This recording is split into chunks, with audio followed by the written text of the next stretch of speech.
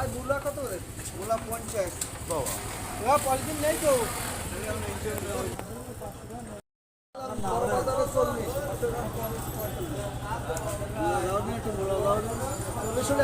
কালি কত করে বেচছেন?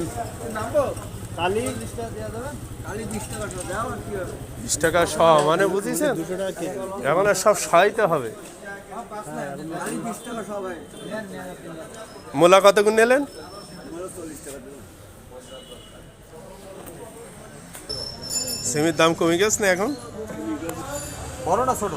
একটু বড় দেন একটু বড় দেন